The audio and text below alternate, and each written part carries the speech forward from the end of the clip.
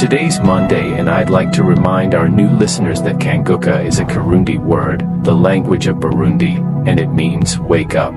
The broadcast is available every weekday at 4 a.m. on the Kanguka website kanguka.com or on the Kanguka English channel on YouTube or on the Kanguka mobile app. Just type Kanguka, that's Kanguka. I would like to express sincere thanks to everyone who supports us through their prayers. May I bless every person who takes the time to pray for the Kanguka team. We also pray for you. As I remind you every Monday, whenever you pray for us, don't forget to mention the partners of Kanguka. By partners, I mean those who support us financially so that this broadcast can continue to progress. If the Kanguka broadcast has continued until today, it's thanks to the men and women whom God uses for the advancement of this work. It's a work that requires a lot of resources and sacrifices. May I bless everyone who supports us. We pray for you and we also need your prayers. As usual on Mondays, in this first part of the broadcast I talk about the guiding principles or motto of Kanguka.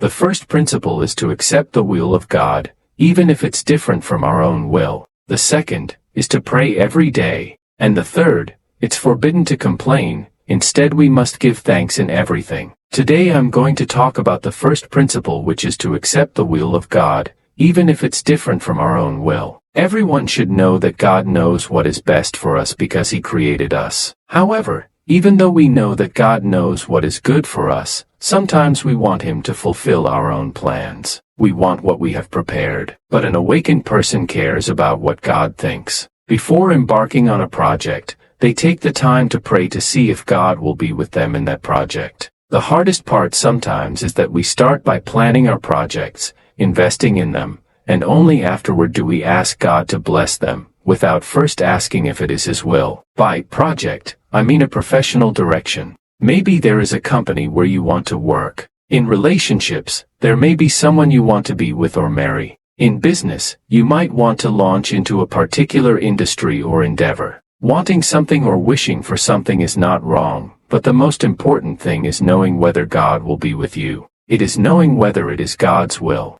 Sometimes, we only look at what is visible, and when we like what we see, when we like the idea or the vision, we go for it without seeking God's opinion. Then later, when difficulties arise or when we need provision, we turn back to God, asking Him to act, to bless, to provide, even though we had not involved Him beforehand. But that should actually be the second step. When you come to ask Him, God is still there at the first step. He was waiting for you to ask whether He agreed with your project, whether He would be with you, whether it was His will. The purpose of this teaching is for us to reach a point where we are sufficiently broken and humble, seeking to know God's will in everything we do. Accepting God's will is easier when you have sought it before doing something, meaning before you even begin. However, it is harder to accept when you have already started implementing your plans, following your own will, and then later discovering, perhaps after years or significant progress,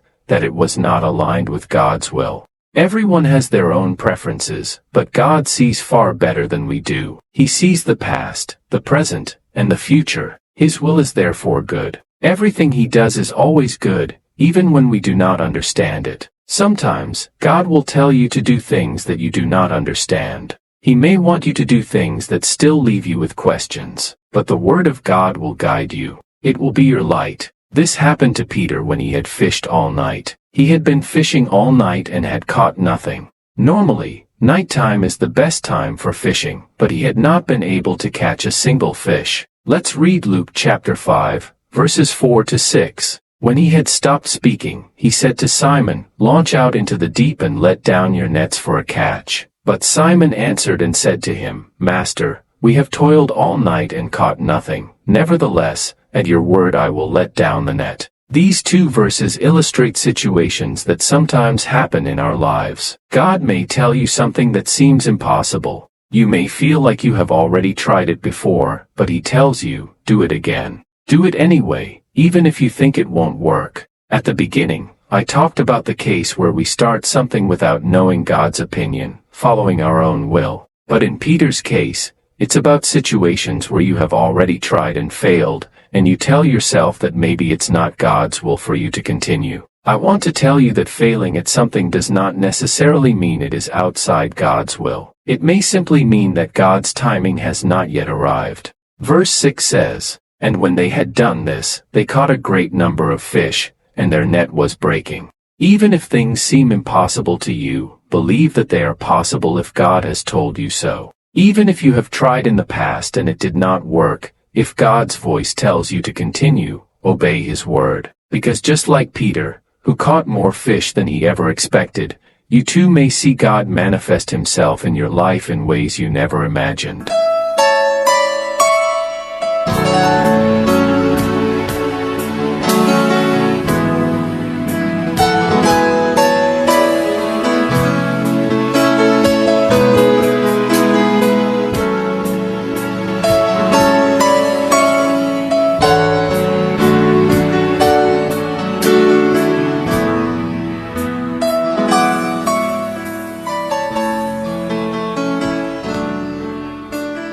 We're now in the teaching portion of the broadcast, and we're going to continue our study of the letters of Paul to the Thessalonians. I told you that there are 2 letters. Last Friday, we finished the first letter.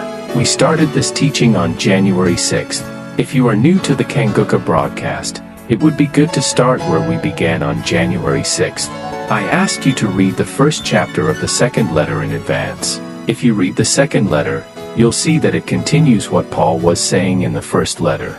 From the beginning of this teaching until recently, we were in the first chapter, and we noticed that Paul was giving advice. It was more about guidance and encouragement. He also spoke a lot about persecutions, tribulations, and the difficult times they were going through. Today, we are starting the first chapter of the second letter. You can see that it begins exactly like the first chapter of the first letter because Paul writes in the name of 3 people: himself, Silvanus, and Timothy.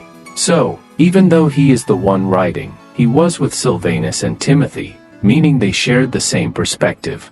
He says, Paul, Silvanus, and Timothy, to the church of the Thessalonians. So, he was not writing to just one person, he was addressing the entire church in Thessalonica. In verse 2, he says, "Grace to you and peace from God our Father and the Lord Jesus Christ." I really love how he places so much emphasis on grace and peace. In the New Testament, grace is a central theme. Grace is the power of God that enables you to do what you cannot do on your own. Verse 3 says, "We are bound to thank God always for you, brethren." Here, Paul insists on giving thanks to God continually for the Thessalonians. This is the best way to pray for someone. I have seen this in many of Paul's letters. When he prays for a church or for someone, he first gives thanks for them. How do you pray for your friend? How do you pray for your brother or sister in the Lord? How do you pray for your parents? How do you pray for your pastor? The best way to pray for someone is to give thanks for them.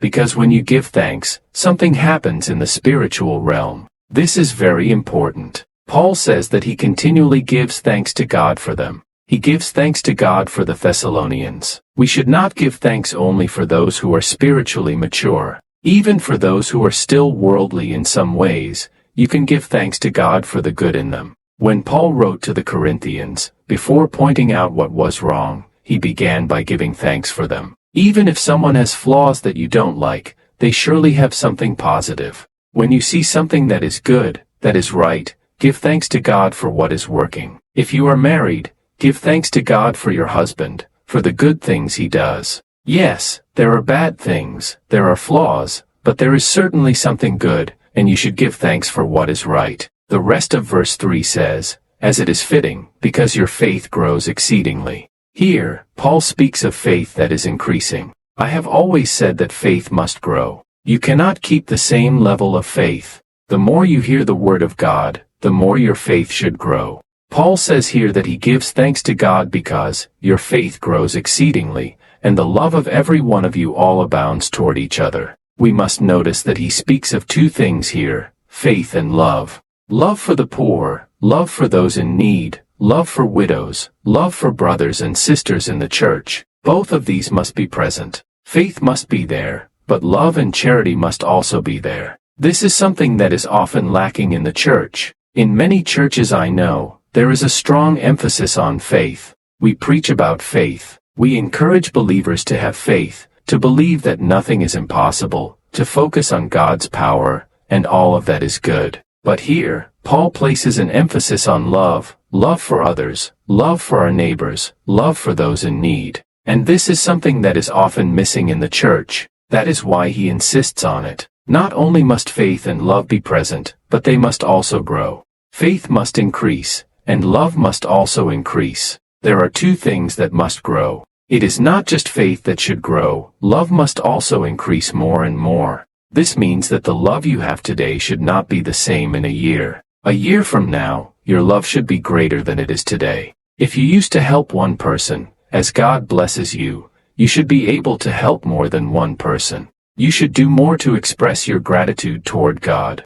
In many churches today, the focus is heavily on faith, on building churches, buying equipment, purchasing electronic materials, and all of that is good. The church needs these things, but that is not enough. Do not limit yourselves only to faith, to equipment, or to buildings. Charity is very important in God's eyes, and it is not enough just to have love. Love must increase. Faith must increase. In other words, both must grow at the same time, in parallel. This is very important to talk about, and if the Lord wills, we will continue this discussion tomorrow. Have a wonderful day.